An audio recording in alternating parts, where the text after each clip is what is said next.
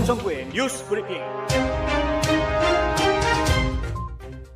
자, 영적 전쟁이 지금 전국적으로 벌어지고 있다. 브라이트바트에서 이런 타이틀을 내걸었는데요. 전국에 있는 여러 학교들이 이 LGBTQ, 이 프라이드 깃발을 보통 이렇게 내걸고 있죠. 그리고 블랙 라이브스 매터에서도 검은색의 블랙 라이브스 매터 깃발을 내걸고 있는데, 이 깃발을 학교 내에서 사용하는 것 금지하겠다. 학교 내에서는 공식적으로 국기, 미국 국기 이외에는 절대 다른 이러한 성소수자들이라든가 특수 계층들의 분열을 조장하는 이런 정치화된 도구들은 내걸지 못하게 하겠다. 이런 결정들이 지금 한두 곳씩 내려지고 있다라는 소식입니다. 이런 결정이 내려지는 곳들이 점점 늘어나고 있다는 이야기인데, 일단은 지난 8월에 오레곤주에서 이런 결정이 있었고요. 그리고 또 유타주에서도 이러한 결정들이 지금 나왔다고 합니다.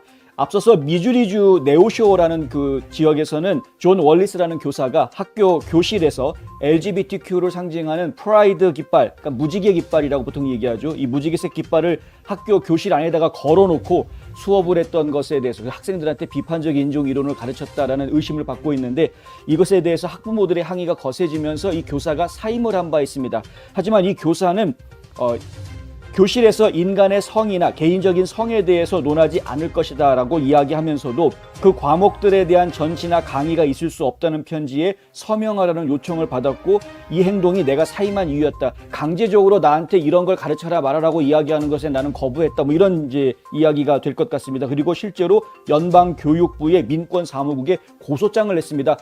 내가 이렇게 사임하게 된 것은 부당한 처사였다라고 이제 지금 고소를 한 이런 상황입니다.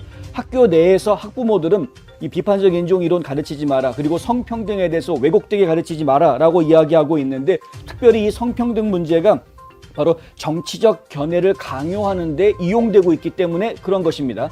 이 부분이 지금 쉽게 해결되지 않고 말 그대로 양쪽 진영이 철저한 논리를 바탕으로 지금 싸움을 하고 있는 이런 상황입니다. 브라이트바트에서는 이러한 상황을 영적 전쟁이다 라고 지금 표현하고 있습니다.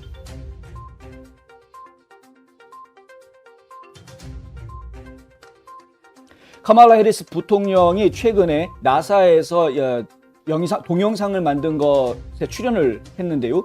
세계 우주의 날을 기념해서 만든 동영상이었는데, 이 영상에는 전국 각지에 있는 어린이들이 이 카멀라 해리스를 직접 만나서 우주에 대한, 그리고 달나라에 대한 그런 호기심을 자극하는 그런 영상을 이제 제작을 했습니다. 문제는 이 영상에 동원된 아이들이 마치 어떤 자발적으로 내지는 무엇인가 응모를 해서 선발된 아이들로 이야기가 됐었는데, 실제로는 훈련받은 아역 배우들인 것으로 이제 들통이 났고요.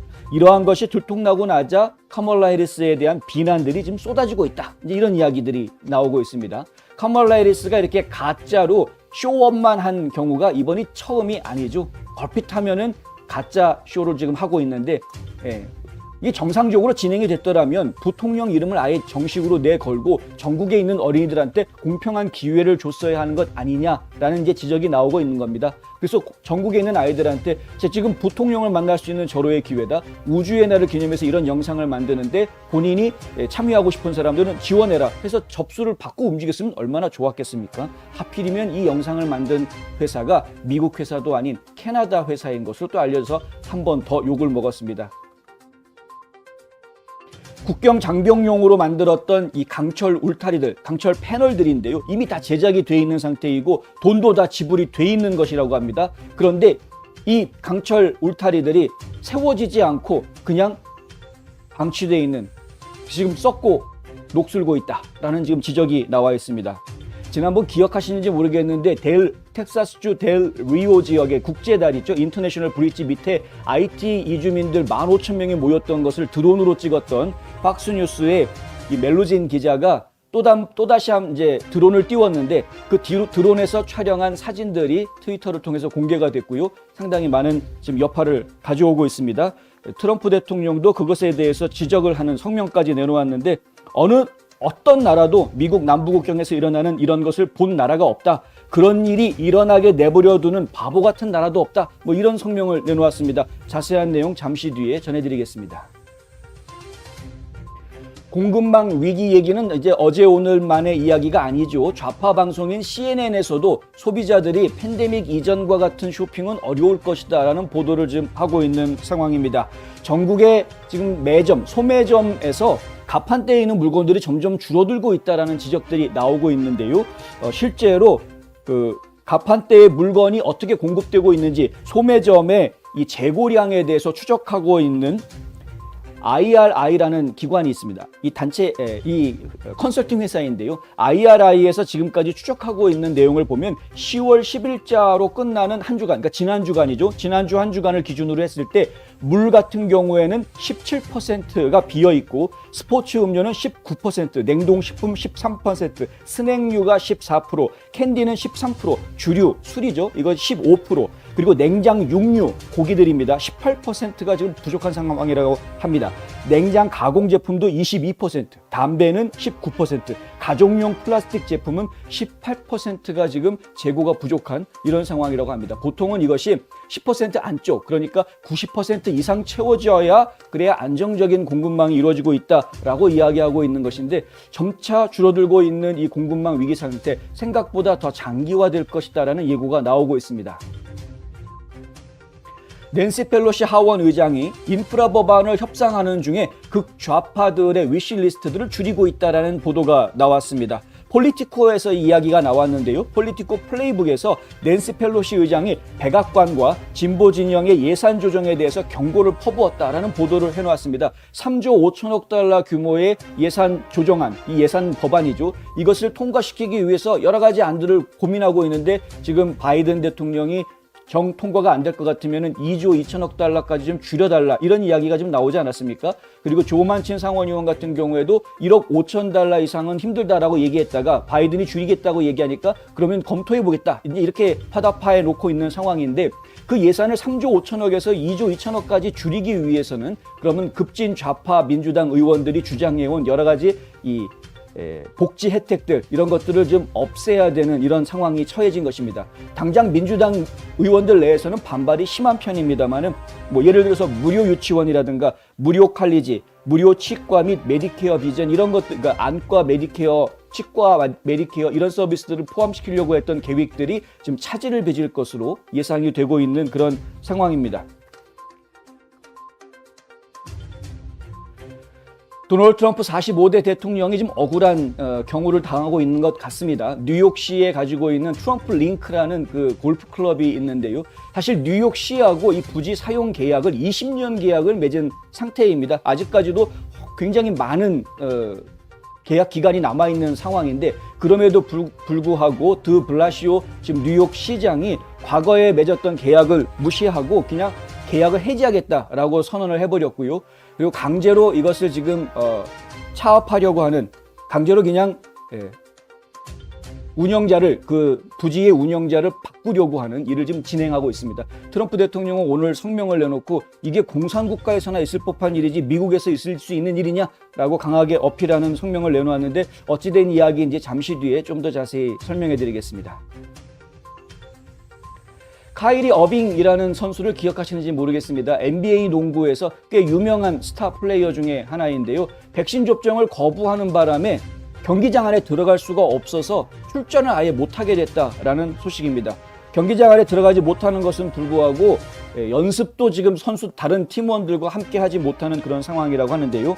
이 어빙 선수에 대해서는 사실 이 호불호가 나뉘는 그런 뭐 상황입니다. 그래서 어빙 선수의 행동에 대해서 긍정하는 부분도 있고 또 어빙 선수가 너무했다라든가 본인의 처지가 지금 팀에 도움이 되지 않는 걸 알고 있느냐 그러니까 또 비난하는 분들도 있고 여러 가지로 나뉘고는 있습니다만은 요점은 백신 의무화라는 것이 결국에는 이런 프로 선수들에게까지도 영향을 주고 있다라는 부분은 저희가 지금 신경을 써야 되겠다라는 것이죠. 이들은 결국은 본인의 생계를 포기해야 되는 상황까지 와 있는 것인데 연봉이 3,600만 불 정도 하는 것으로 저희가 알고 있는데 그 정도의 거액의 연봉을 포기할 정도로 이 백신을 맞기 싫다. 이거 어떻게 저희가 이해해야 되는 부분인지 한번 좀 생각해 봐야 될 때가 아닌가.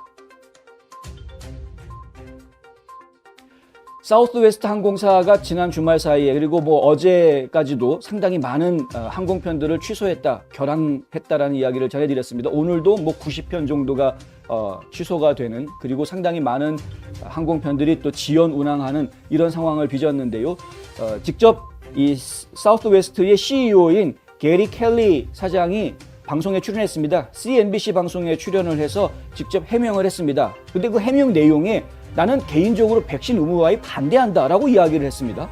그리고 바이든 대통령한테 백신 의무화 반대한다라고 분명하게 얘기를 했는데, 전달을 했는데, 그럼에도 불구하고 바이든 행정부에서 강행하라고, 의무화를 강행하라고 지시를 내렸기 때문에 어쩔 수 없는 지금 상황이 돼버렸다라는 이야기를 지금 했습니다. 그러면서 바이든 대통령을 비난하는 그런 자세를 보였는데, 이것을 두고 많은 사람들이 또 이제 이런저런 이야기들을 지금 하고 있는 그런 상황입니다. 중요한 것은 민간 기업들, 아무리 그 민간 기업들이 연방 정부하고 계약 관계를 가지는 민간 기업들이라고는 하더라도 이 민간 사업체들한테 연방 정부가 이래라 저래라라고 지시하는 것, 더군다나 개인의 보건 행위에 대해서 이래라 저래라 지시하는 것이 합당한 일이냐라는 비판은 계속 나올 수밖에 없을 것 같습니다. 참고로 말씀드리면 이제 항공사들은 연방 항공청의 제재를 받기 때문에, 그러니까 연방 항공청과의 계약 관계가 있기 때문에 연방 정부와의 어떤 그 계약 관계가 있는 업체들로 구분이 되어져서 백신 의무화를 피할 수 없는 그런 입장이기는 합니다. 클리브랜드 클리닉이라는 이제 병원이 있는데요. 이곳에서 신장 이식 수술을 거부하는 사례가 벌어졌습니다. 20대부터 신장을 문제가 좀 있어서 앓고 있던 환자였는데 50대가 되어서야 겨우 기증자를, 그것도 환자의 아내의 친구한테서 이 매취되는 케이스를 찾아서 이제 신장 이식 수술을 드디어 할 수 있게 됐구나. 굉장히 고생 끝에 찾아낸 기증자인데, 이 기증자가 백신 주사를 맞지 않았다라는 이유 때문에 이 병원 측에서 신장 이식 수술을 거부하는, 과거에 환자도 기증자도 양쪽 다 백신 주사를 맞지 않았기 때문에 이식 수술을 할 수 없다라고 했던 사례가 있기는 합니다만은, 근데 환자는 백신 주사를 맞은 상태입니다. 그런데 다만 기증자가 백신 주사를 맞지 않았다라는 이유로 수술이 거부되는 사례는 이번이 처음이어서 지금 논란이 또 일고 있습니다. 지금 일각에서는 클리브랜드 클리닉이 아닌 다른 곳에서 이 기증자가 신장을 떼어낸 다음에 그것을 헬기편으로 운송을 해서 클리브랜드 클리닉에서 이제 또 이식 수술을 하게 하는 그런 방법을 좀 찾겠다, 뭐 이런 이야기가 나오고 있는데, 참 안타까운 소식이 아닐 수 없습니다. 테리 맥컬리프, 이 버지니아주의 지금 주지사 선거에 출마한 민주당 후보입니다. 그런데 이 민주당 후보가 하는 이야기가 내가 지면 트럼프 복귀가 임박할 것이다, 이렇게 이야기하고 있습니다. 내가 지는 것이 트럼프가 복귀하는 것이다, 이렇게 주장하면서 본인은 정작 버락 오바마 전 대통령을 사기 선거 운동에 끼워 넣는, 그래서 이제 이달 중에 오바마가 버지니아를 방문할 것이다 라고 일정을 발표하는 이런 일이 있었습니다. 이게 무슨 얘기냐? 지금 그만큼 겁을 주는 겁니다. 조 바이든 대통령의 지지율이 하락을 하니까 바이든 패보다는 오바마 패를 쓰겠다라고 선택을 하는 모습. 그리고 또 한 가지는 내가 지면은 트럼프가 나온다. 결국 트럼프가 가지고 있는 부정적인 이미지를 10분 활용을 하기 위해서 지금 이런 전략을 쓰고 있는 것으로 보이는데, 뭐 어떻게 될지 한번 두고 보겠습니다. 현지 여론조사를 보면은 아직까지 박빙의 상태로 보입니다. 상대방인 공화당 쪽 후보는 글렌 영킨 후보인데, 트럼프 대통령이 5번이나 지지 성명을 발표해준 이 글렌 영킨 공화당 후보가 버지니아 주지사가 될 수 있을지, 아니면 맥컬리프의 이런 강력한 조치들이 또 이 버지니아 주민들을 속여 넘길지 저희가 지금 지켜보도록 하겠습니다. 미시건주의 주민들이 포렌식 감사를 실시하라는 집회를 가졌습니다. 오늘 이 행사를 가졌는데요. 오늘 낮에 약 1000명 정도 되는 군중들이 주 의사당 앞 계단에 모여서 이 포렌식 감사를 실시하라고 소리를 외쳤습니다. 매튜 드페르노 변호사, 지금 미시건주의 주 법무장관으로 출마한 분이죠. 앤프림 카우니의 도미니언 투표 기계를 직접 포렌식 감사했던 인물인데, 이 본인이 포렌식 감사한 결과가 법원에서 제대로 받아들여지지 않은 것을 보고 본인이 직접 주 법무장관에 출마하겠다, 그래서 지금 선거에 출마해 놓은 그런 상황입니다. 근데 이 매튜 드페르노 변호사의 주장도 주장이지만은 이날 집회에 여러 사람들이 나와서 굉장히 다양한 주장들을 내놓았습니다. 미시건주에서도 부정선거 문제가 상당히 심각했구나라는 것을 일깨워주는 집회였습니다.